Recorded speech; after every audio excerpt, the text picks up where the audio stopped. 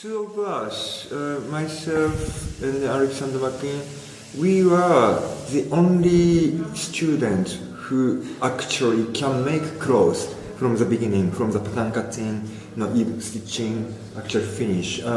Basically, I got trained, tailoring in Japan, at Bunka Fashion College. That's how I learned, tailoring. And obviously, McQueen, he went to, when he was 14, 15, something, he went to Savile. There's a lot of tailors there. So he studied tailoring there. Then, when he was, 18 or 19, I think when he was 19, he applied St. Martin's MA. That was the same time as I did. So that's how we met. Then we more or less we were conscious with each other because I knew him. He can make a clothes, and then he knew I could do as well. But I could say kind of nice. How could I say? Stimulation each other. Yeah. Also, I studied architecture very in academic way. Then with fashion, I only learned how to make clothes, which is nothing to do with academic course, right? So if I thought if I go to St. Martin's College, probably I could learn more academic way. I'm sure art is not really the thing someone can teach you. You understand? Especially technically, or especially in other sense. Not easy thing to teach you, this kind of thing. Especially that time at St. Martin's College. Basically, everyone hated doing something commercial. This is typical St. Martin's attitude. For example, if you say, at that time, I like Prada, people, the other student, make fun of you, because, you fucking, commercial thing, you like it, what's the point? Blah, blah, blah, people talk about it. If you're a student, it's a great chance to do something creative, you have to do something creative, blah, blah, blah, kind of, that time, if you are at St. Martin's College, basically your brain get kind of, you get brainwashed, you have to do something original or creative. And if you do something, commercial, and then people just make fun of you, really. And even myself, that was actually great circumstance to me. That's how I got encouraged to go for something creative or something original. Because how do you find the balance between, let's say, fashion and art? Because you are really, I see you more as an artist than. It's difficult to say. However, how personally I reckon is, for example, I don't call myself actually an artist. At the end of the day, I make clothes and I sell those, and that's my job. And however, at least I'm a creator, I could say. And as a creator, I should be free to express anything I wanted, say I'm not artist, but at least I'm a creator, so I should be allowed to express what I wanted to do. So basically, making clothes is a kind of medium, or media to express my things. Art. Before that, I don't really make a boundary between art, fashion, architecture. Basically, I just take it as one creation, and then it all depends how much you can be creative for that. Or also, clothes. This is not art. However, it's got artistic elements on it. Okay, being artistic and being art is a different totally. Okay, this is not art. However, it is clothes. Then this clothes has got artistic elements. Then I could be artistic for this, say, object, say this clothes, for example. Yeah. So I don't want to get confused in that way. So that's one of the reasons why I don't want to say I'm an artist. No, I don't like to say that. Actually, first thing I do is I analyze actually myself first. For example, okay, what I feel beauty in at the moment.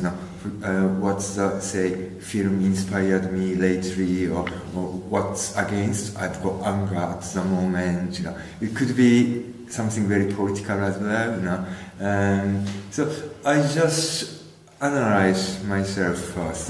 Then I find the strongest element. Then, okay, this is it. For example, okay, I picked up. Basically, I pick up many keywords which could say make a story of the, say, for example, collection. Yeah. Okay. And to be honest, I mean, okay, I've been doing this for a long time, and then making twice a year. To be honest, it's a hard work. So I don't say I always have many ideas. No, to be honest, no. I mean, every time I do struggle. I mean, that's why. I mean, I have to analyze myself and then picking up, finding that impressive element of words, things. Then I make a story from this. Yeah. Really, sometimes I really squeeze my brain. I force as well my brain to make a story or setting up concept things. Yeah. So, but anyway, for me it's very important to know what's going on in the world now. For example, twice a day I watch BBC News. Mm-hmm. That's the only input I get. I don't buy magazines, things. I don't really go out actually. But for me it's very important to know what's going on in the world rather than what people are wearing now. It's not so important. But news, I love it. And I get so much information from that. Then I analyze myself. Then often kind of I have for example anger against something political, for example. Those could be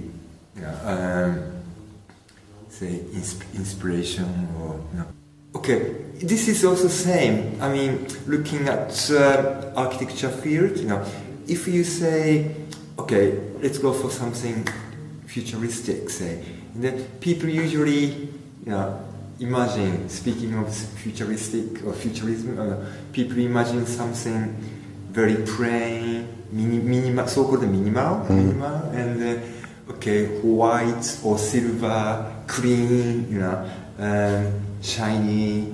Then I always had some kind of doubts about it. Simply, I don't think those are futuristic. Then I can see future in something more organic.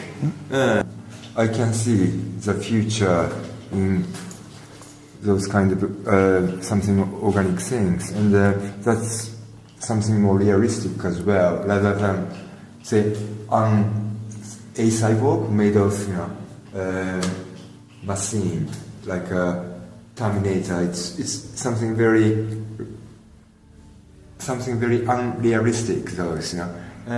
So basically, some kind of uncertified creature, as I said, some kind of hard parts. It could be a horn, could be a shell, part of the shell of the creature coming, then could be a horn, that kind of thing.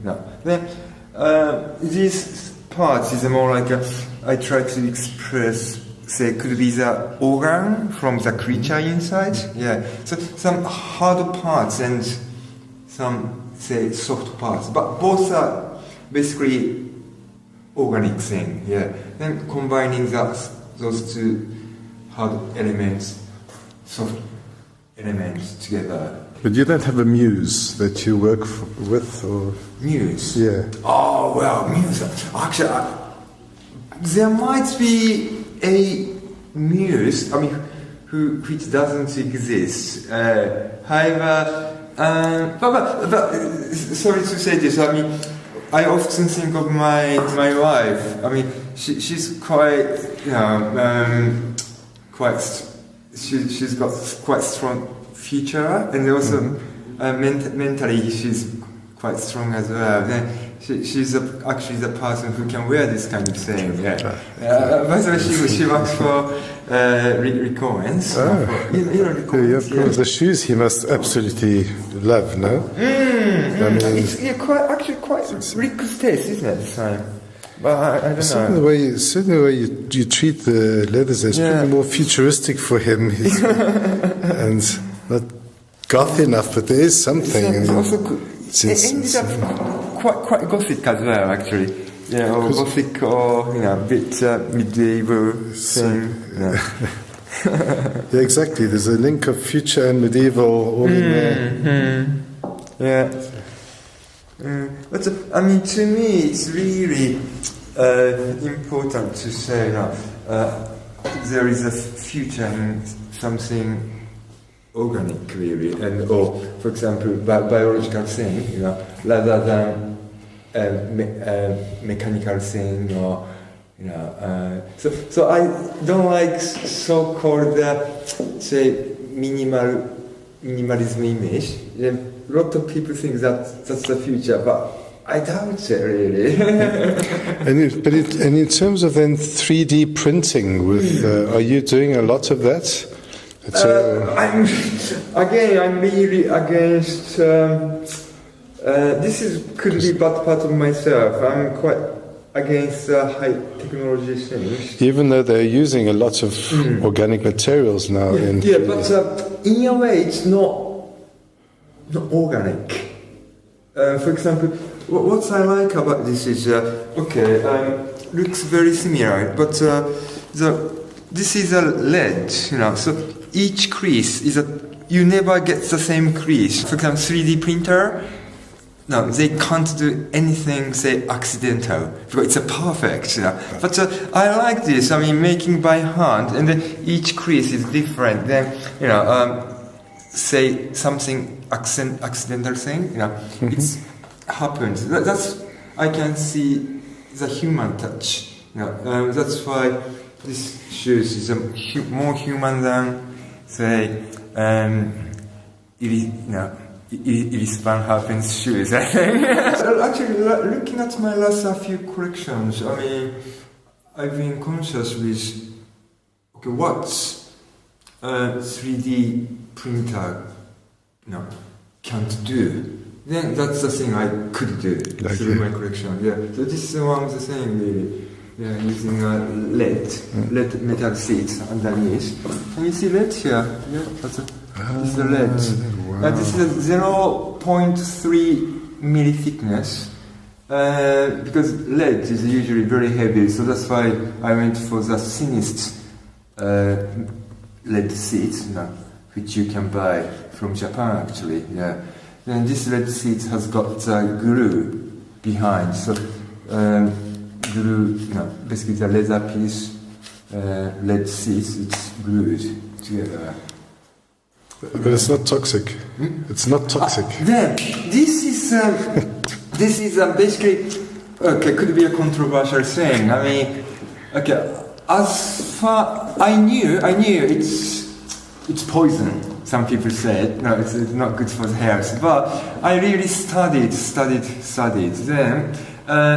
As long as this is really true, as long as if you take certain amount of lead into your mouth, then if I take this, it doesn't affect anything. I mean, even, I can lick it. I mean, but if certain amount it goes into your body, then could be dangerous. So doesn't mean if you touch lead, you get injured or you get hurt. So it's pretty safe. I mean, safe enough. But to be sure, I mean, basically it's covered by leather seats. So I reckon this is safe enough. And also, good thing is if you don't like this, you can take this out. So basically, this piece I use as more like an accessory. That's great. So if you wanna be more conservative, you could wear like this. But it kills it, it's great. But is that why you show in Paris? You think they appreciate the work more as art, and that's why, because they're not... That could be, but I don't know why, but to me, Paris, we're talking about ladies' wear, right? And here in Paris, just much of history and background in ladies' high fashion. For example, UK, London is great, but basically UK's background UK has got in fashion is more like a tailoring, so more like a men's tailoring, clothes base. So it's not really the one I wanted anymore. I love tailoring, but my challenge is now more like chasing the haute couture things. The elegance is very important, but it's still avant-garde, edgy, but I still want to keep an elegance and then something still classical, say couture shape, If I do those things, I want to do here in Paris. Understand. Enough background. But then, where can people find you in Paris or in London if they want to order? And must they contact you directly in London, or is there a retailer like L'Eclaireur that keeps you? Or? Sure. We haven't actually established the system yet, but sometime soon. Actually. Could happen with some things. I mean, we do through the some things web. We could take a private order and then we make those.